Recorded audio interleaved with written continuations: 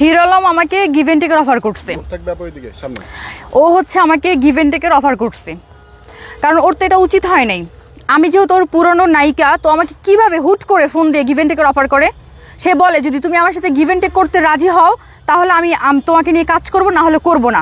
আমি তো তার সাথে কাজ করার জন্য নিজের তরফ থেকে যাইনি। এটা কবে অফার করেছে? কবে? এটা কালকে রাতে। গতকালকে রাতে? হ্যাঁ। আচ্ছা, কি ধরনের অফার করেছে? সে আমাকে বলছে আমি তোমাকে আমার জুটি হিসেবে কাজ করব নিয়ে। তো ঘটনা হয়েছে আমার সাথে তোমার থাকতে হবে, আমাকে সময় দিতে হবে, আর আমার সাথে তোমার গিভ এন্ড টেক করতে হবে, মানে বেড শেয়ার করতে হবে তার সাথে। আমি বলছি ভাই আমি পারবো না। সে বলছে ওকে ঠিক আছে তাহলে বাদ। কেন ভাই, গিভ এন্ড টেক দিয়ে কেন কাজ করতে হবে তোমার সাথে আমার? কে বলেছে? নাম ধরে বলেন। হিরো আলম বলছে। এটা তো আমি ফেসবুকে পোস্ট করছি যে হিরো আলম আমাকে গিভ এন্ড টেকের অফার দিছে। আচ্ছা, আপনি এর আগে আলমের সাথে কখনো কাজ করেছেন? অবশ্যই কাজ করছি। হিরো আলম যখন ইউটিউবে নতুন কাজ করে তখন ওর নায়িকা ছিলাম আমি। তো আমার সাথে ইউটিউবে কাজ করে হিরো আলম তারপর মুভি করছে, তারপর আজকে সে হিরো আলম। অনেকে তো বলছে হিরো আলমকে ব্যবহার করে অনেক মেয়েরা ভাইরাল হচ্ছে, বা তার নাম ব্যবহার করলে নাকি ভাইরাল হওয়া যায়। ভাই এটা হচ্ছে সম্পূর্ণ ভুল ধারণা। আমি হিরো আলমের নাম ভাইরাল করে কি ভাইরাল হব? সে কি এমন? সে কি আপনার ভালো কোনো কিছু দিয়ে ভাইরাল হয়েছে? সে ভাইরাল হয়েছে কি দিয়া? তার লিঙ্ক ভাইরাল হয়েছে হয়তো, বা না হলে হচ্ছে অমুকের বউ নিয়ে সে ভাইরাল হয়েছে, আর না হলে হচ্ছে কোনো মেয়েকে গিভ এন্ড টেকের অফার দিয়ে ভাইরাল হয়েছে। এইগুলো করে সে ভাইরাল। সে ভালো কোনো কিছু করে ভাইরাল না। আচ্ছা, অমুকের বউ নিয়ে মানে আপনি যে কথাটা বললেন, হ্যাঁ। হিরো আলমের কয়টা বউ? আপনার জানা মতে? আমার জানা মতে হিরো আলমের 5টা বউ। আপনি কয়টা বউর খোঁজ জানেন আপনি? আমি নুসরাত, তারপর হচ্ছে মিথিলা, রিয়ামণি, তারপর হচ্ছে ওর বাড়িতে যে একটা বউ ছিল, আমি এই কথা জানি। বাড়িতে কোনটা ছিল? সুমি কিনা আমি এত কিছু জানি না। আমি তো হিরো আলমরে নিয়ে পড়ে থাকি না। আপনি তো বললেন যে হিরো আলমের সাথে আপনি আগে কাজ করেছেন। কাজ করছি ভাই, কিন্তু তার সাথে আমার এরকম মানে কোনো ভালো সম্পর্ক ছিল না যে তার সাথে আমি রুমে গিয়ে পার্সোনালি কথা বলবো বা তার সম্বন্ধে সব কিছু আমি জানবো। ওই টাইপের আমি না। যদি ওই টাইপেরই হতাম তাহলে তো মনে করেন আমি রিয়ামণির জায়গায় আমি থাকতাম। আজকে রিয়ামণি হিরো আলমের সাথে থাকতো না, আজকে আমি এনকে নিশি খান থাকতাম, যদি আমি তার কুপ্রস্তাবে রাজি হইতাম।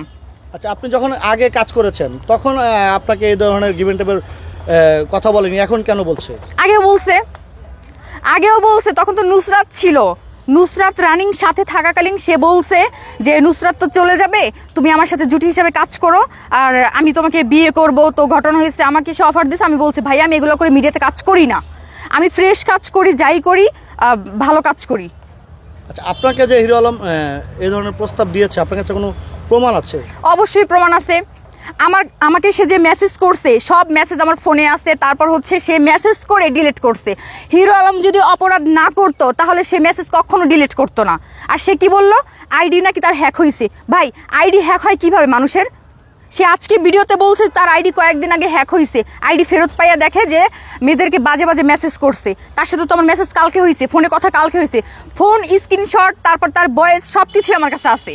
হিরো আলম তো বলছে রিয়ামণি আপনাকে এগুলো সব শিখিয়ে দিচ্ছে। আজব তো, রিয়ামণি কেন শিখাই দিবে? রিয়ামণি আমার কোনো পরিচিত না, আর রিয়ামণির সাথে আমার কখনো কাজ হয় নাই, তো আমাকে সে কেন শিখাইয়া দিবে? রিয়ামণি কালকে আমার পোস্ট দেখে, ভিডিও দেখে হিরো আলমকে নিয়ে তারপর সে আমাকে ইনবক্স নক করছে। কি কথা হয়েছে ইনবক্সে রিয়ামণির সাথে? ইনবক্সে বলছে যে বোন তুমি হিরো আলমকে নিয়ে কথা বলতিছো বা পোস্ট করছো, মানে একটা লুচ্চার একটা হচ্ছে শিক্ষা পাওয়া উচিত। আমি খুশি হয়েছি, আমি তোমার পোস্ট শেয়ার করলাম, আমার ভালো লাগছে, তুমি ওকে নিয়ে কথা বলো, প্রতিবাদ করো।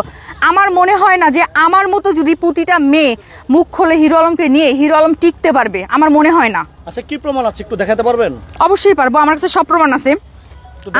আমি টোটাল সব প্রমাণ রাখছি। তার সাথে আমার ফ্রেন্ড ছিল, যখন দেখলো যে সে মানে আমি তাকে নিয়ে পোস্ট করছি, সে আমাকে থ্রেট করছে। সেটা কি বলে আমার লিঙ্ক ভাইরাল করবে। আরে ভাই তুমি কি লিঙ্ক ভাইরাল করবা? আমার লিঙ্ক থাকলে তুমি ভাইরাল করবা। এই যে দেখেন আমি দেখাই, সে হচ্ছে আমাকে মেসেজ করে মেসেজগুলো রিমুভ করে ফেলছে। সে যদি অপরাধী নাই করতো তাহলে মেসেজগুলো কখনো সে ডিলিট করতো না। এই যে দেখেন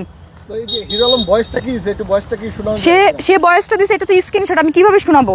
সে এইখানে লেখছে যে, প্রথমে লেখছে যে কি তোমার কিছু পিক আর তোমার কিছু রিলস ভিডিও আমাকে দাও।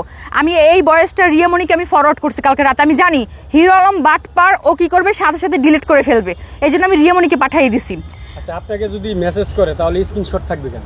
হ্যাঁ, আপনাকে যদি মেসেজ করে তাহলে তো মেসেজই থাকবে। বাবা সে তো অপরাধী, সে তো আমাকে গিভ এন্ড টেকের অফার দিছে।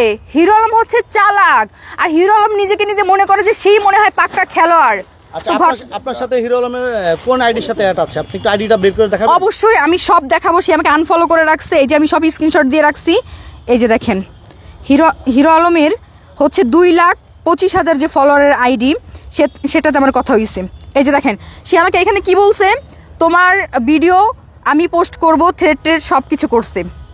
এইখানে টোটাল সব কিছু আমি রেখে দিছি। আর তার আইডিটা দেখেন, আমাকে আনফলো করে দিচ্ছে কালকে রাতে। সে আমার ফ্রেন্ড ছিল, ফ্রেন্ড থেকে আনফলো করে দিচ্ছে। আপনার নাম কি? আমার নাম হচ্ছে এনকে নিশি খান। এনকে নিশি খান, হ্যাঁ। আচ্ছা, তো আপনি এই যে দেখেন, আলমকে একটা কল দিবেন এখন?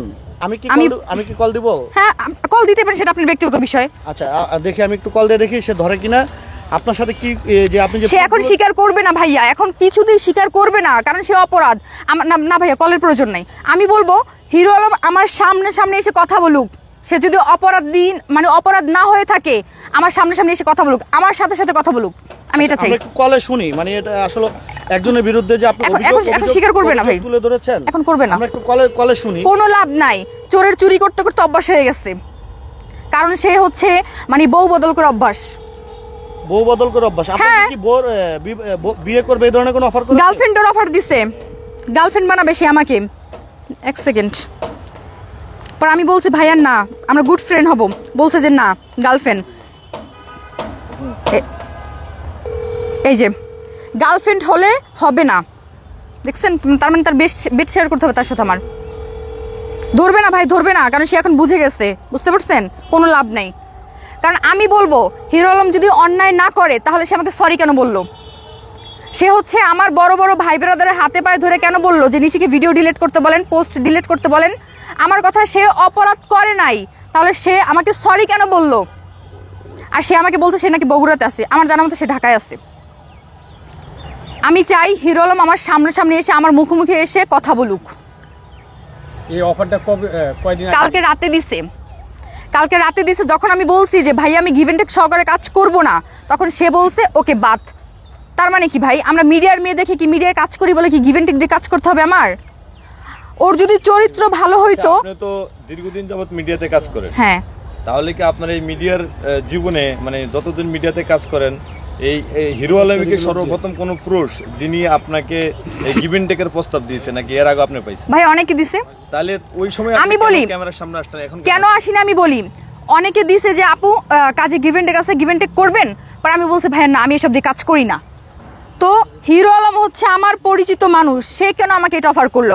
আর সে আমাকে বলে তুমি কি কাজ করো, হট কাজ করো, তুমি এই করো সেই করো। আমার যদি খারাপ ভিডিও তার কাছে থাকতো, সে আজকে সকালে ছাড়ার কথা না। কই আমার খারাপ ভিডিও তো সে পোস্ট করতে পারলো না মিডিয়ার সামনে, কোথায়?